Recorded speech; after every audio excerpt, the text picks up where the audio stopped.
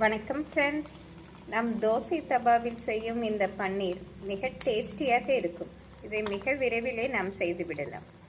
நாம் பன்னீரை square shape piece போட்டு விடலாம். ஃப்ரெண்ட்ஸ், பன்னீரை இப்படி ஸ்லைஸ் செய்து நாம் மேரினேட் செய்து விடலாம். நாம் மேரினேட் செய்வதற்கு 1 ஸ்பூன் கார்ன்ஃப்ளவர், 1/2 ஸ்பூன் அரிசி மாவு, 2 ஸ்பூன் தனி வத்தல் பொடி, 1/4 ஸ்பூன் மஞ்சள் பொடி, இஞ்சி பூண்டு விழுது 1 ஸ்பூன், சிறிதளவு எலுமிச்சை சாறு, தயிர் 1 ஸ்பூன், உப்பு தேவைக்கேற்ப, டொமேட்டோ சாஸ் 1 ஸ்பூன், பெப்பர் சிறிதளவு. ஃப்ரெண்ட்ஸ், நாம் அனைத்தையும் நன்றாக மிக்ஸ் செய்ய வேண்டும்.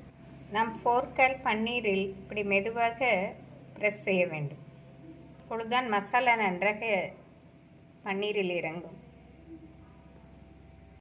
நாம் மசாலா பன்னீரில் அனைத்து பக்கமும் படுமாறு தடவ வேண்டும்.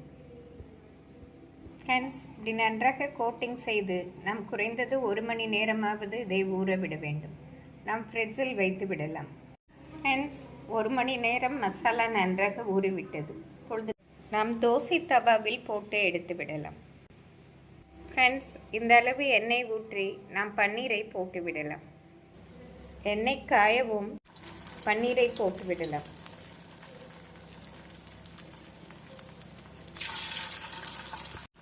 ஃப்ரெண்ட்ஸ், நாம் பன்னீரை தோசை தவாவில் போட்டு மீடியம் ஃப்ளேமில் 5 நிமிடம் வைத்து திருப்பி விடலாம். நாம் இந்த அளவு எண்ணெய் அதிகமாக ஊற்றினால்தான் பன்னீர் நன்றாக வெந்து வரும். நாம் ஷாலோ ஃப்ரை செய்தாலே டேஸ்டியாக இருக்கும். நாம் இப்போ திருப்பி விடலாம். ஃப்ரெண்ட்ஸ், பன்னீர் அருமையாக வெந்துவிட்டது. 2 பக்கமும் பொன்னிறமாக வரவும் நாம் எடுத்து விடலாம். ஃப்ரெண்ட்ஸ், தவா பன்னீர் அருமையாக ரெடியாகிவிட்டது. இதை ஈவினிங் டைம் ஸ்நாக்ஸாக அப்படியே கொடுத்தாலும் குழந்தைகள் விரும்பி சாப்பிடுவார்கள். நாம் இது பிரியாணி, சப்பாத்திக்கு சைட் டிஷ்ஷாகவும் அருமையாக இருக்கும். ஃப்ரெண்ட்ஸ், இந்த சுவையான பன்னீர் டிக்கா வீட்டில் உள்ள அனைவருக்கும் மிக பிடித்த மாதிரியே இருக்கும். Thank you friends.